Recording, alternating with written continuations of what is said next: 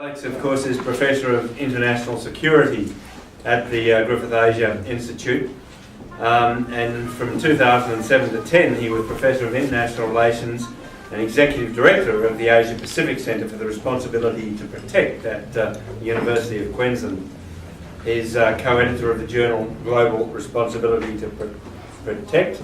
He's specialised in international peace and security, civil war, genocide and mass atrocities, all of those nice sexy topics. He of course is extremely widely published, and I won't go through his recent books, as I know there are many of his students past and present here with us tonight, and that as well as some of his colleagues, and that's a very good thing. But Alex is going to address us tonight on something which is of course very topical, the Syrian tragedy and the fight against mass atrocities.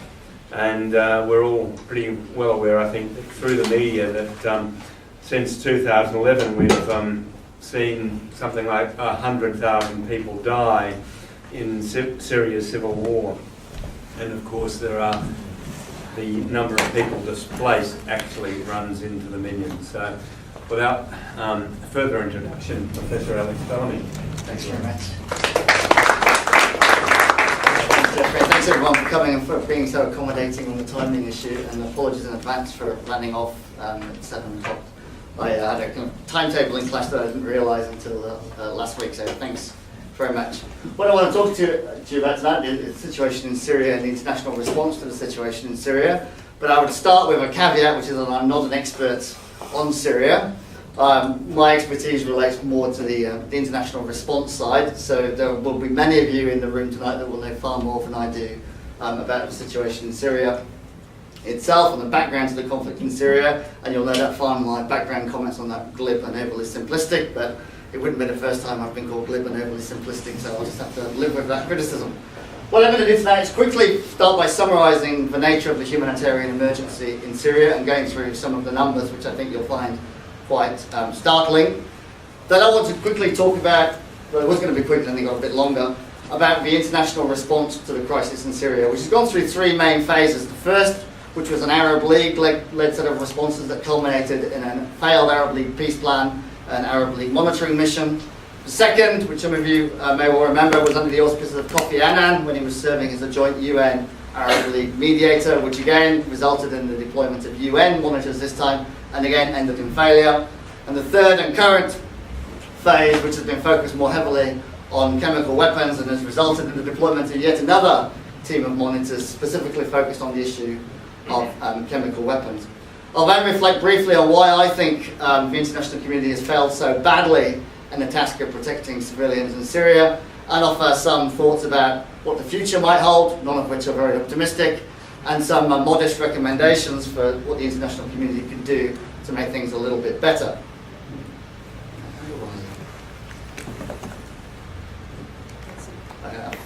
Oh, here we go. So the humanitarian situation that we're looking at today is one in which about 100,000 people have been killed, according to the United Nations. There are 2.1 million refugees, including 1 million children in that number. 97% of those refugees are housed in the immediate neighbourhood of Syria. So 742,000 in Lebanon, a country, of course, that's had its own history of vulnerability and civil war. 519,000 in Jordan, on top of the some 2 million Palestinian refugees that Jordan already houses. 463,000 in Turkey, mostly in some of the volatile predominantly Kurdish areas in southeastern Turkey. Inside Syria itself, there are around 5 million displaced people, or people described by the UN's Office for the Coordination of Humanitarian Affairs as being in need. They're in need of external assistance for the basic necessities of life. That's 25% of the entire pre-war Syrian population. We know that about 1.2 million houses have been destroyed or damaged. That's about a third of the total. 57% of hospitals have been damaged or destroyed, and 20% of schools have been damaged, destroyed, or are being used as shelters for displaced people. By the end of this year, the UNHCR predicts there'll be 5 million refugees outside Syria and about 10 million people in need inside Syria. And as both the rebel forces and the government squeeze humanitarian access, the capacity of the international community to reach those people in need is deteriorating by the week. Here's a nice graphic that basically sums up what I've been talking about that comes from the UN. I'll make these slides available later if people want to have a look at the graphics, which demonstrate where these people are, where they've moved from, and the magnitude of the situation. So one of the central fallouts from the situation in Syria then is this crisis of displacement. And as I said, 97% of all the refugees are housed in the region. And inside Syria, particularly in non-government held areas, there has been a prolonged absence of electricity, a prolonged absence of water supplies, and a prolonged absence of other basic supplies. The UN's humanitarian operation is funded at about 48% of its needs assessment. So the UN has assessed needs in Syria. Countries have pledged, the pledges exceed 100%, but in terms of the actual money that the UN has received, it's numbering about 48% at the moment. So certainly less than half of what the UN thinks it needs to deal with the humanitarian situation. Now, part of this problem is due to the scale of the catastrophe itself. The UN's consolidated appeal on Syria constitutes 25% of total global humanitarian spending.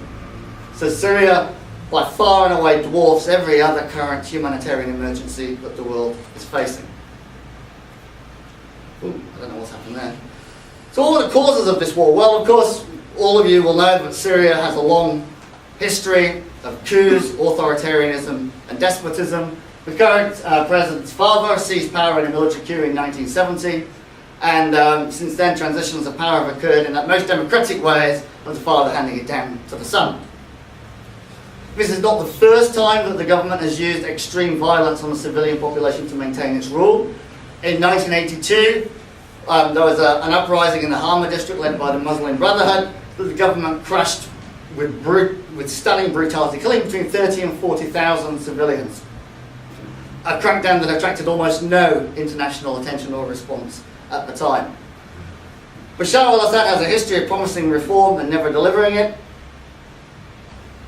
Most notably in 2001, there are all sorts of promises around a gradual transition to democratization that simply never materialized. So it wasn't really surprising that after the Arab Spring started to spread beyond Tunisia and Egypt, that eventually it came to Syria. And it came to Syria fairly early in March 2011. Right from day one of the protests, the government responded with violence. Snipers on the roof, secret police and intelligence services embedded within the protesters using violence, torture and abuse from day one. And from day one, everything that's unfolded in Syria since was predicted in advance and predicted by the UN Secretary General himself. He predicted that if the government responded with violence, the protests would spread. He predicted that if there was no peaceful settlement, that violence would become two-sided and the protests would degenerate into civil war. So one of the tragedies of Syria is that everything that's happened there was seen in advance, and yet the international community was still unable to stop it. Now, one of the triggers for the escalation was the fate of a 13-year-old boy called Hamza al-Khatib. And many of you will remember the story of Hamza al-Khatib. This was a 13-year-old boy known for keeping pigeons and being kind to old people within his village, and just an ordinary 13-year-old boy, completely non-political, but he lived in one of the hotspot zones in Syria in those early days of the uprising. On a particular fateful day, he joined almost everybody else in his village, and certainly all of his family, on a march to protest the embargoing of his district by government forces. They basically sealed it off to prevent goods coming in and coming out, and they went to protest. As they reached the next town of Dara, snipers opened fire on the protesters. In the general chaos that followed, Hamza disappeared. 2 weeks later, his body was returned to his family, and the litany of things that he had suffered, according to autopsy from independent sources, was quite catastrophic. This boy had broken hips, broken legs, broken ribs. He had over 200 cigarette burns on him. He had been whipped with electrical wire, subjected to electrical shock, and his penis had been cut off. The 13-year-old boy. This had the opposite effect to the effect that the intelligence services were hoping that it would have, which was that it would cowed opposition. In fact, it sparked further opposition. And it also contributed, along with orders to fire on unarmed civilians, contributed to defections from the army. And it's those defections from the army that were the seeds of the Free Syrian Army and the armed rebel movement we have today. After those first initial defections, we saw foreign entities, particularly the regimes in Saudi Arabia and Qatar, supplying arms and ammunition to rebel groups, and so we saw an expansion and a proliferation and a slow escalation of the conflict into full-blown civil war, the full-blown civil war that we have today. Now all of that needs to be set across the background of Syria as an incredibly complex society. And this is a very simple way of explaining it in very kind of brute, kind of ethnic terms. You need to bear in mind that these various groupings don't follow one side or another totally, but we're talking about a country that is about 60% Arab Sunni. Most of those Arab Sunnis, but not all of them, are oppositionist, but they're internally divided into the more secular-minded, pro-democracy Sunni groups and the more Islamist and religious groupings. 13% of the Syrian population is Christian, and they're divided between Greek Orthodox and Armenians, and the Christian population in Syria is largely supportive of Bashar al-Assad. And one of the key reasons for their support for Bashar al-Assad is that some of the more Islamist groups associated with the rebel organisation want to build an Islamic caliphate in Syria. Some of them have even talked about eliminating all non-Muslims from Syria. About 12% are Arab Alawite. This is the sect that Bashar al-Assad comes from, which was recently recognised by the Iranians as a legitimate Shiite sect, and also recognised as such by Hezbollah. But that recognition is quite recent, and we shouldn't mistake that for kind of deep-seated feelings of sympathy between Iran and Syria. Iran will support the Syrians whilst Iran thinks it's in its interest to support the Syrian regime, and will back off fairly quickly once Iran thinks it's not in its interest to support the Syrian regime. 9% of the population are Kurds Sunni. These are loosely allied with the rebels, but it's important to note that they're pursuing their own fairly distinct agenda linked to Kurdish separatism. And then we've got small Arab Druze and Arab Ismaili populations. So we've got a complex situation in Syria, and this is made more complex by the fact that what we're seeing in Syria is also partly a proxy war, where foreign powers are arming and funding groups within Syria to pursue their own particular agenda. So we know that Bashar al-Assad is backed by Russia, and I'll talk a bit more about the Russia-Syria relationship in a few moments, and Russia has supplied arms to Assad. We also know that it's supported by Iran, and Iran has supplied both fighters and arms to support Bashar al-Assad. And we know, of course, there is a very close relationship between the Syrian government and Hezbollah based in Lebanon. And of course, Syria for many years occupied parts of those territories in Lebanon and has a very strong relationship. The opposition too has its foreign backers.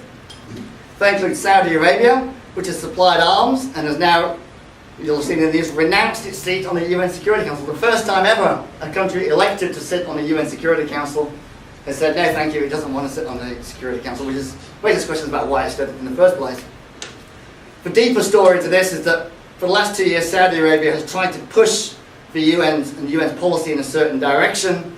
The UN, thanks largely to Russia and China on the Security Council, but also concerns amongst other states, has resisted those push, and so Saudi Arabia is kind of rather hastily kind of decided that the best way to make a point is to not sit on the Security Council.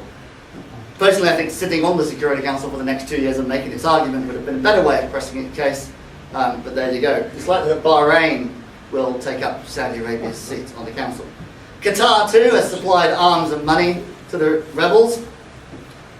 Turkey has supplied havens. I should say that Kuwait has also supplied assistance. The United States has supplied money and arms to the Free Syrian Army, and an odd bedfellow for the United States, Al-Qaeda, has also supplied fighters, money and arms to elements of the opposition. I'll talk a bit more later, about the role of Al-Qaeda in Iraq in the conflict in Syria.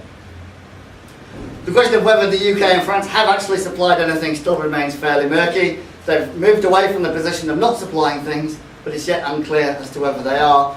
If they are, it's worth pointing out that the level of support they're giving is significantly less than the level of support being given by Saudi Arabia and Qatar. So we've got this hugely complicated domestic situation, this hugely complicated regional situation. A further complication is that, and a key point of distinction between Syria and Libya is that the opposition in Syria is in itself chronically divided, to the point where they cannot bring together a consolidated negotiating team to international talks in Geneva. And this is primarily why Bashar al-Assad and the Russians are in favour of international talks in Geneva, and why the opposition are opposed to international talks in Geneva. Assad knows that the opposition cannot get their act together and get a team to Geneva that can speak with authority on behalf of the whole of the opposition. And he knows that if he is prepared to go to Geneva, it will look like he's acting in good faith and the opposition are acting not in good faith, and it will buy him time, and it will dent the arguments of some of his foreign critics. But just to quickly go through, and again, this is a simplistic version of what the opposition looks like. We've got the Syrian National Coalition, which is the thing we'll have probably heard most about, which is a coalition of anti-Assad groups pursuing a democratic and secular Syria. This is associated with the Free Syrian Army, which has about 25,000 soldiers in the field. It's very difficult to verify these figures, and of course they'll go up and down as people join and leave through time. But interestingly, the Free Syrian Army doesn't actually exert direct control over most of its elements. It's not an army in a regular sense of having commanders that tell subordinates what to do. It's more a loose coalition of local militia who are every now and again band under the name of the Free Syrian Army. But time and again, the Syrian National Coalition has signed up to ceasefires that it has simply been unable to ensure that the forces that act in its name comply with. And the Syrian National Coalition received most of its support from Gulf Arab states. Then we've got the Kurds, and I'll put a map up a bit later on of who's holding what land at the moment. The Kurds hold significant parts of the north, but they're largely divided on their position on Assad, because shortly before the uprisings, Assad granted all sorts of new rights to the Kurds, including citizenship rights and minority rights. So some Kurds are more anti-Assad than other Kurds, and there's issues to questions about the extent to which Kurds are simply fighting for their corner to maintain a negotiating position, and the extent to which they actually are aligned with the other rebels. There's also an underlying conflict between the Kurdish militia and some of the more Islamist militia that I'll come on to later. Some of the Islamists seized some towns in the north, imposed Sharia law for 2 or 3 weeks. There was a general uprising amongst some of the Kurdish population, assisted by some of the Kurdish militia who expelled the Islamists from their areas. So there's a bubbling tension within those two groups.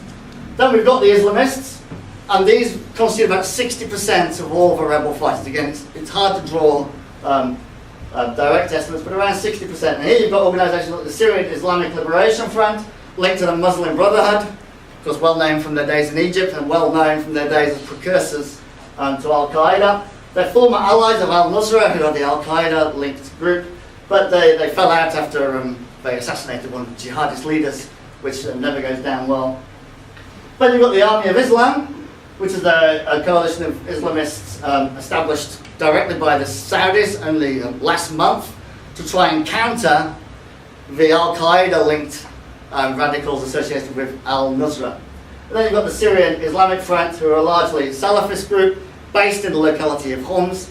They've got aspirations to spread their influence wider than that, but at the moment they're mainly housed around the Homs area. Now what all these groups share is their commitment to Syria being an Islamic state with Sharia law. So quite different from the vision of Syria put forward by the Syrian National Coalition. And then we've got the foreign Islamists, the Mujahideen. We've got the Al-Nusra Front, which is Al-Qaeda linked and is banned as a terrorist organisation in most countries of the West, including Australia. They claim anywhere between 7,000 and 25,000 fighters. And then you've got the Islamic State of Iraq and the Levant, so Al-Qaeda in Iraq, marshalling anywhere between 500 and 1,000 soldiers inside, terrorists or insurgents, whatever you want to call them, inside Syria. So you've got an incredibly complex and diverse opposition movement. This is what the front line looks like at the moment. So the green, what's the green? The green is the anti-government forces.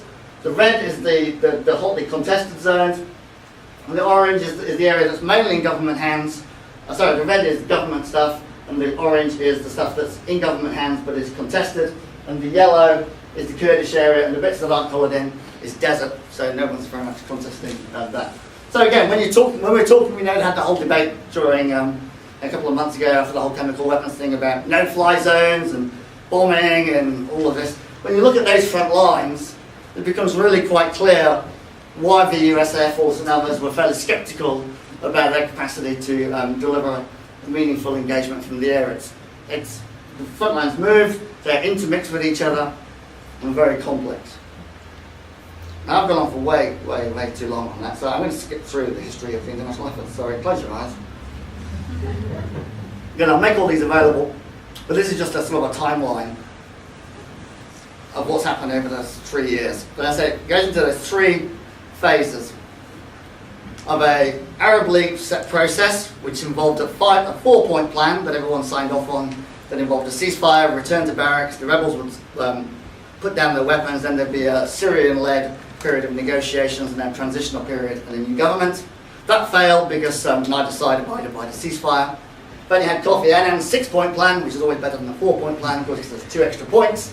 But again, that involved a ceasefire, return to barracks, and then a Syrian-led political process overseen by the UN. Again, that fell down because the rebels said that they would only cease protests and their violence once the government forces had themselves returned to barracks.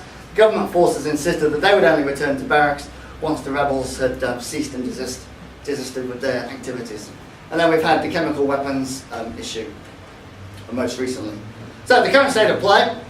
On the field, in late 2011, early 2012, and it's important to keep this in mind when you're thinking about, some of the Western pronouncements about, Assad has to go and there has to be regime change. Well, in the relatively early days of the civil war, most analysts were saying Assad's days are numbered.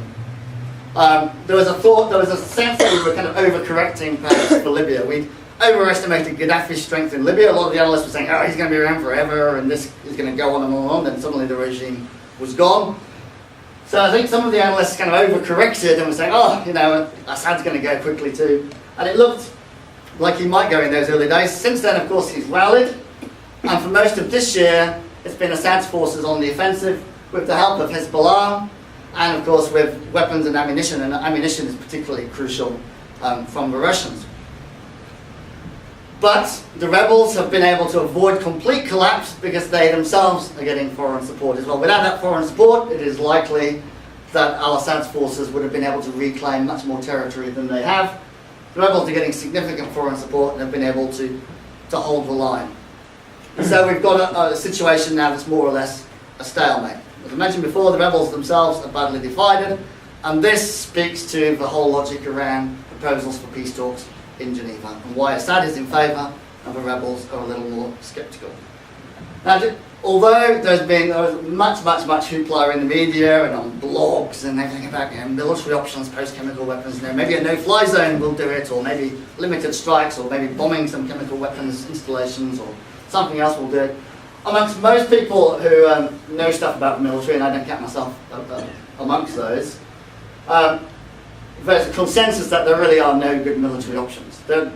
Beyond the kind of outright invasion, which would take hundreds of thousands of soldiers, which is probably beyond the capability of what the West has available at the moment, there are no good military options. The line that I like to use is just kind of closing your eyes and imagining the visual of anyone thinking that US Air Force planes flying over Syria sounds like a good idea in terms of kind of regional peace and stability. I think either they know something I don't, or they need their heads read. Why has the response been so limited? Why have the international community failed to muster more of a response? Well, firstly, as I said, and I've tried to kind of emphasize, the situation on the ground is incredibly complex. You have shifting front lines, you have multiple groups, you have multiple different political agendas. It's not even as if the opposition groups are able to articulate a single common vision of what they want to achieve. One set of groups favour Western intervention, another set of groups oppose Western intervention. At the heart, of course, of the UN Security Council's failure on Syria is the relationship between Russia and Damascus. 3 times the Security Council has found a large majority in favour of a resolution, and 3 times Russia and China have vetoed 13-2. China is just following Russia. China would move if Russia moved.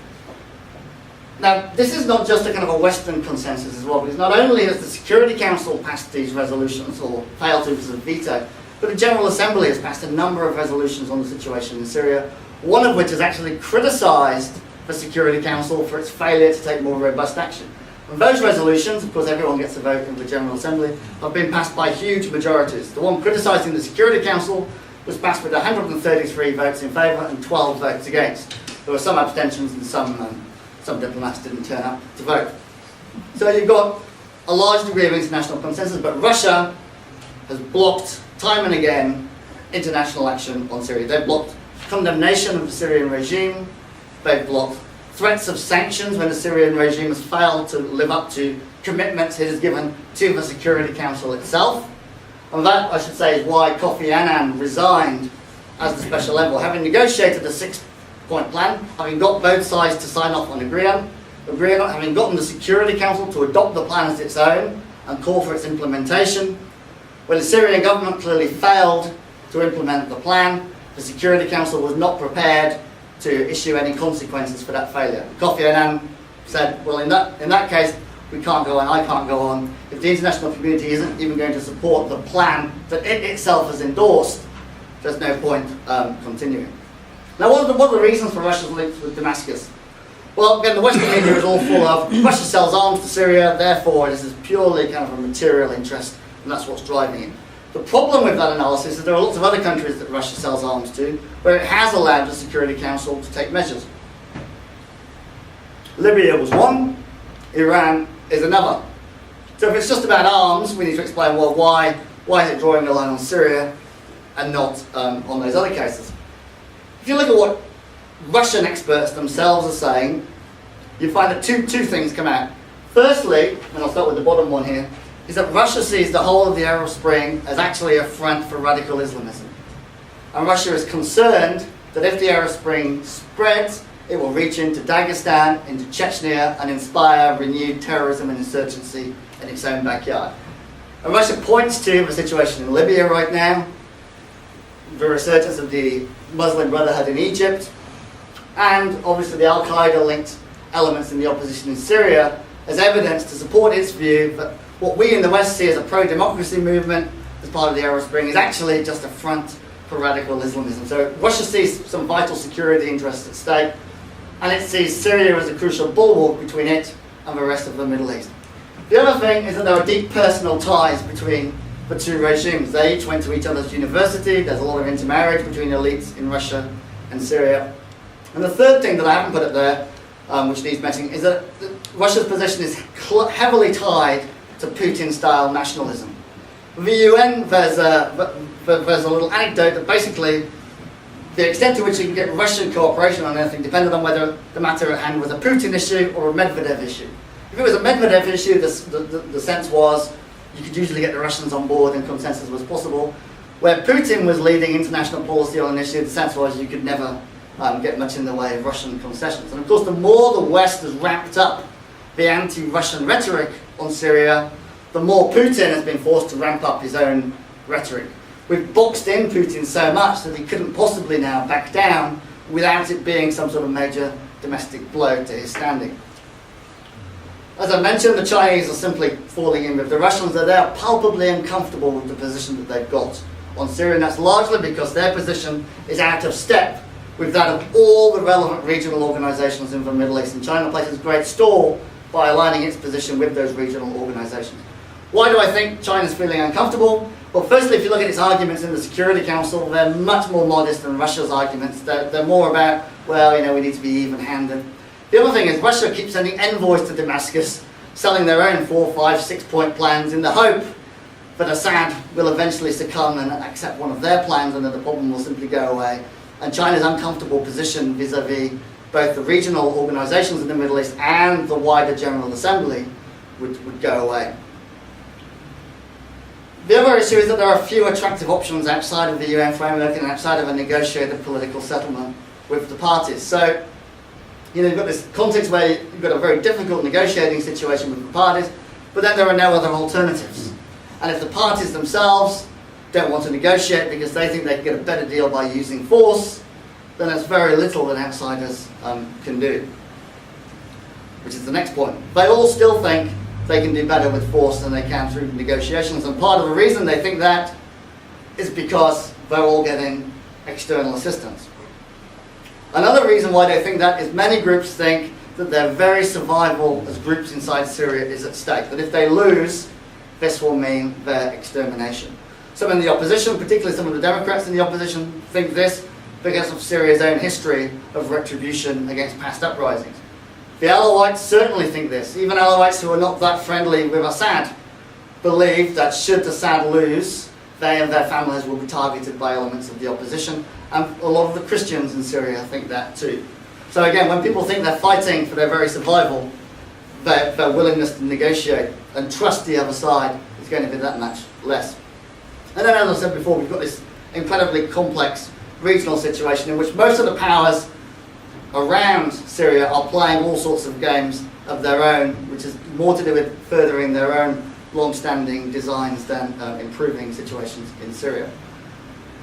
In terms of future trajectories, well, unfortunately, although I'm often Pollyanna-ish about things, I can't be Pollyanna-ish about anything to do with Syria. The future is not pretty, and I see nothing more than more tragedy on the horizon for Syria.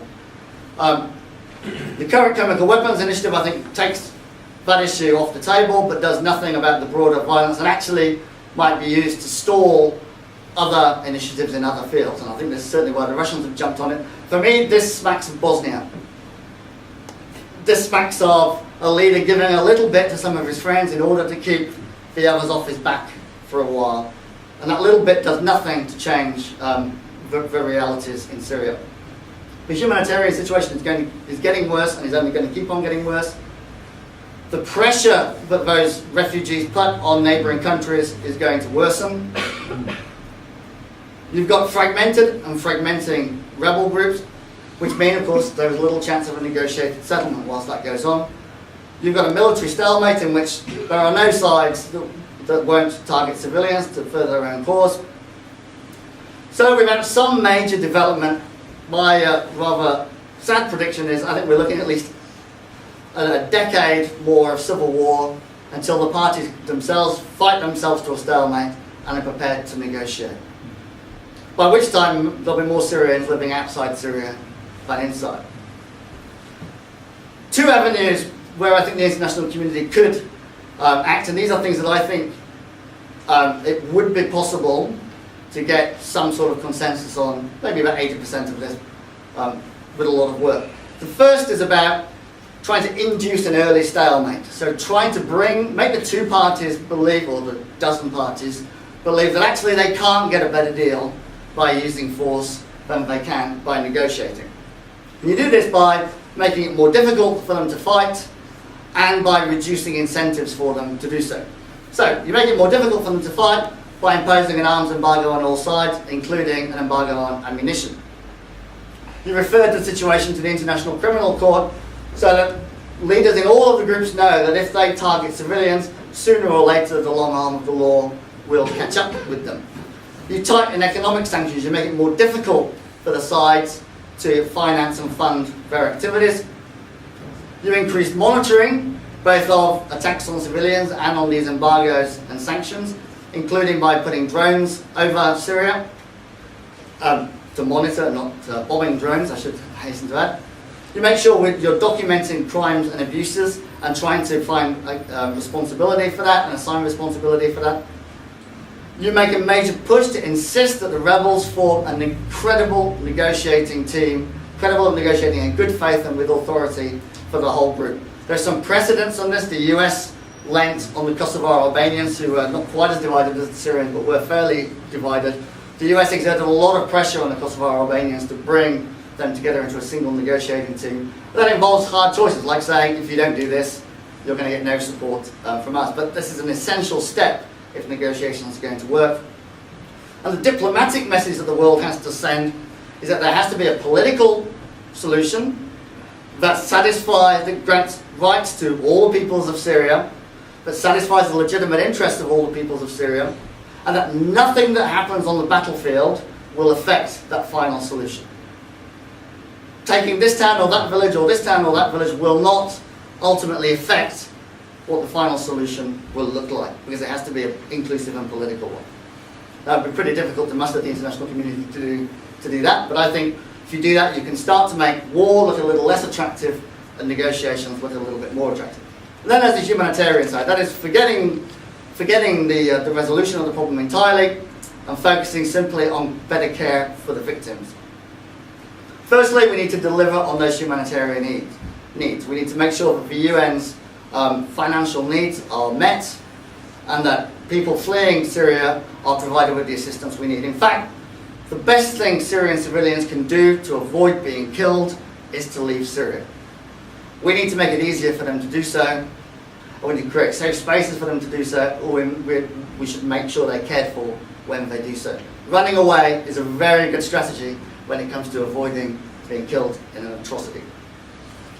Secondly, though, we need to look, as an international community, need to look at easing the burden on neighbouring states, for example, through some temporary resettlement programs that takes some of the burden off countries like Lebanon and Jordan and places it elsewhere.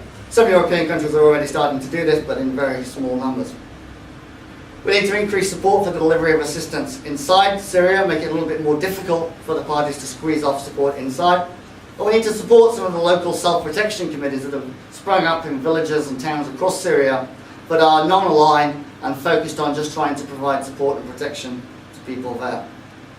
Finally, there are some diplomatic keys, I think. Firstly, it is imperative that Iran be brought into the process, and I think one of the key things that happened in the most recent General Assembly was that those negotiations have started.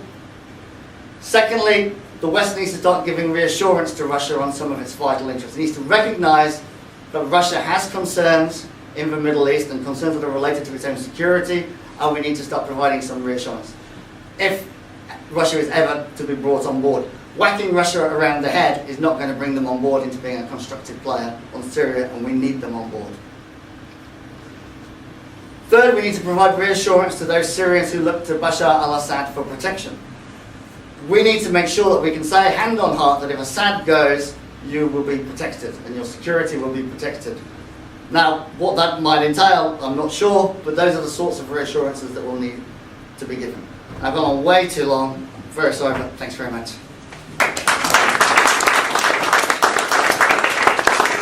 Thank you, Alex. As you said, it's certainly not an elementary issue which faces the world. Can I perhaps start off with one question?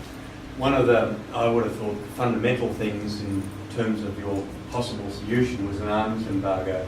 I don't recall seeing that discussed anywhere with any seriousness at all in this situation. Has it been? By the UN. So UN officials have talked it up. There's been talk of an embargo on, some Western governments have talked about an embargo on the Syrian government. But no, not seriously. Largely because the West don't want to, of course, cut off their ability to supply arms to the rebels, which they say helps self-protection. And of course, the Russians won't buy into it because it's about selling their arms to Assad. And the region itself, of course, is playing its own games. The other issue with an arms embargo is, you look at the geography of Syria and you say, how on earth would you police that?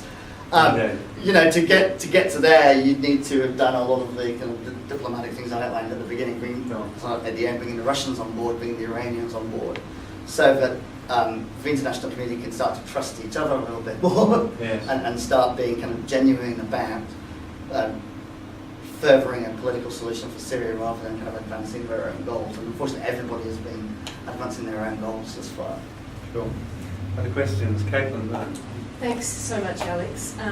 Really brilliant to get so much information. When you talk about inducing an early stalemate, or bringing the parties together, that to me, it really seems that we require some very serious leadership that is political, military, has an ability to engage with communities, and it just seems that we are lacking leadership within the UN. We have special envoys that do the diplomatic toing and froing, but where do you see that true leadership, logistics, engagement, strategy coming from? Yeah, like the story of the UN Security Council is that when the Council is united, there is almost nothing it can't do. When the council is divided, it can do barely anything. And the council is, from 1945 there have been issues where the council has been divided, and often it's better that the council do nothing than try to act as a divided council.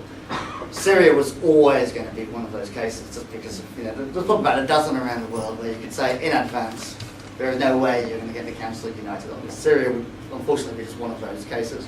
And of course it was, the drafters of the charter foresaw that, which is why they built veto powers in, because they said, well, let's make sure that if the great powers can't agree on this issue, they don't rip the whole system apart so that it's not available for others. I mean, the hard reality, this is a hard reality of a situation like Syria, is there are just some cases that are not open to easy solutions from outside. There are some people who just can't be protected all the time. And unfortunately, Syrians are part of that. You're right about leadership, but leadership can only work if there's unity behind the leader. I mean, I thought what Kofi Annan achieved, given what he had in his toolkit in terms of no cards to play, yet he got an agreement that the parties both signed off on that seemed to open up a pathway, and then to have the Security Council just say no to a resolution supporting a peace process it itself had already endorsed. I mean, it kind of tells you everything there is. So you're absolutely right about leadership, but I think leadership comes from unity, and the world is such that there are cases where it's just not going to happen, and this is just one of them. Professor Martin, Stuart Foss. Thank you very much for that. The use by Russia of its veto in support of Syria reminds me of the use by the US of its veto in support of Israel. We didn't mention Israel at all. Where do they stand? Good question. Fairly ambivalent, my sense is. Their position on the Arab Spring, on the whole, again, I'm not an expert on Middle Eastern politics or Israeli politics, but on this has been fairly ambivalent. On the one hand, they are certainly no friends of Bashar al-Assad. On the other hand, they see greater demons that could be unleashed. And as I said, there's a strain of thought within Israel, better the devil you know than the devil that comes around the corner. There's been a concerted effort by some of us, particularly the Americans, to keep the Israelis out of it. There have been issues on the Golan Heights where mainly rebel organisations have been crossing over the boundary, kidnapping some of the UN troops there. Whether that's been trying to provoke Israel into some sort of reaction that they think could play into their hands, or whether it's just feckless militia not knowing what they're doing, or trying to raise revenue or whatever, I'm not sure. But Israel has been fairly cautious, it's been fairly measured. It's used force itself, of course, again, it detected the supply of weapons from Syria into Lebanon. It's deeply concerned about what will happen to the chemical stockpiles and some of the other stockpiles that they have, which is why it's supporting the current initiative. But otherwise, I mean, my sense is that they're kind of hedging their bets and following advice to play it fairly low key. I would underscore your opening point though about the US and Israel. Russia's position on Syria is exactly what all the other permanent members do when it comes to their friends in the Security Council, and it's exactly what they've always done. It's what China has done historically with Myanmar and North Korea. Britain and France have done with various patrons of their own. The US, of course, clearly with Israel, but also really has done that with El Salvador, Guatemala, and Nicaragua, when the weight of world opinion was running against them. So this isn't anything new in terms of Security Council politics, and it's also why the Council has been able to withstand the Cold War and is still there today and operate, still functional in situations where it can get consensus, because it allows great powers to stay at the table and know that their vital interests are going to be protected. I mean, the alternative, when people say, we need to reform the Council, take away the veto, firstly in the short term is a situation where the UN is pitted against a Russian-backed regime. Is that one that's good for international order? And in the longer term is a UN that doesn't have Russia and China at the table, for example. Is that good for international order? Well, the League of Nations suggests not, better to keep them at the table, even if they can't always agree, than to take the table away. So, thank you. Thanks very much, Alex. That was a masterful survey. As I was listening to you, I was looking at the map and I was thinking, geez, you could get a lot of boats through the Suez and into Australia with asylum seekers, but maybe we've got the wrong government for that moment. I guess my question would be, this recent infatuation with Iran and the United States, a budding love affair. And is that all just smoke and mirrors, or is there some substance behind that? And if so, would that draw Iran in a positive way? You mentioned getting it right. Again, I'm not an expert, but I think there is substance, and I think there's residual sentiment within the US State Department. So around the time of 9/11, and at the beginning of the Afghanistan operation, there were a lot of growing links and cooperation between the US and Iran, who had a shared interest in not liking the Taliban and Al-Qaeda. Reformists within Iran temporarily were winning the debate about starting to open up to the US. There were all sorts of bilateral ties opening up. Where reformists in Iran were taking some serious risks.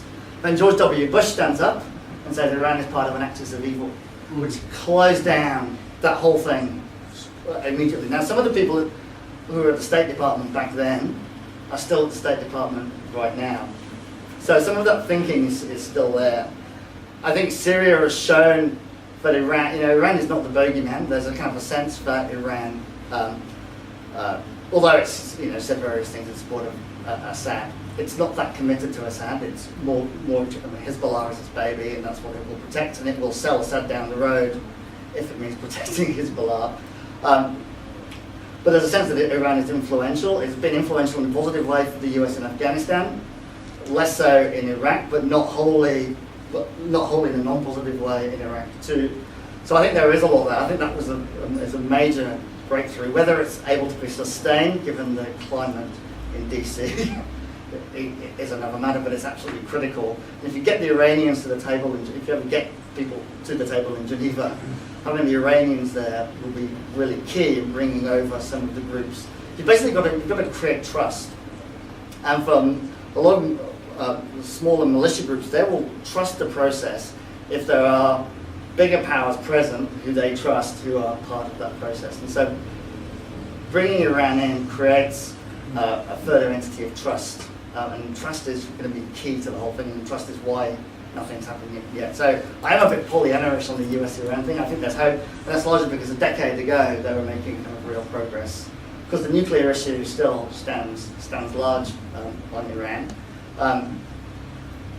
But again, I think there are some wiser heads in DC who kind of understand the game that Iran is playing, understand that there is reformism inside Iran, and understand the kind of the world of security as some in the Iranian regime see it, which is that they're getting this to the extent that they are for protection, rather than they've got nothing to gain from offensive action with it. Dr. Colin Brown. Thanks, Alex. It may be a naive question, but what are the implications of these events for the principle of responsibility to protect, the evolution of that principle? And I suppose most naive of all, how would the situation be different if we had never thought of that argument? Not naive at all, and it's the question that I avoided broaching, so I think when you're looking at R2P, I think you've got to look at the broad range of cases to which R2P is being used. It's been used about a dozen different situations. This is only one. So R2P doesn't rise or fall on this case alone. Then when you look at R2P in this case, two things I think are really interesting and that show that R2P is getting traction. One is that our international debates have been focused almost exclusively on protecting civilians from these crimes. That is different to the situation in 1982. It's different even to 10 or 15 years ago. In Bosnia, the UN sent a peacekeeping mission called the UN Protection Force that didn't actually have a mandate to protect anybody. So now we're focused on. It doesn't mean we're always going to get the right answers, but that's the issue that's kind of focusing. The other thing I see in terms of it gaining traction is the General Assembly. I mean, here you have the Security Council deadlocked on this protection issue. You have the General Assembly saying, 133 states voting, saying, Security Council, you're not doing your job properly. We expect you to do better to be protecting. So it's changing those kind of underlying expectations about how states should relate to their own people, and also what the international community should do. And interesting, even if you look at those debates in the Council, you find that when China, for example, is explaining its veto, nowhere does it say, this is a domestic matter, it's not international peace and security, it's a sovereignty issue, it's no concern of ours. It doesn't, 20 years ago, 10 years ago, that would have been its. Now it's saying, we don't like this resolution because it's not even-handed enough, we think we need more talks, you can't just criticise the government, you've got to criticise the other side. We think West using force or imposing sanctions will make the situation worse. And those sets of arguments are not entirely without merit. It may well be the case that they do. And what that does, when you can say, oh, well, it's just talk, but what it does is in situations where there's no scope for manoeuvre, it boxes them into a position. I think that's what happened on Libya, where the battle lines were much clearer, where the threat was much clearer, where it was clear that the use of military force could stop a massacre in Benghazi.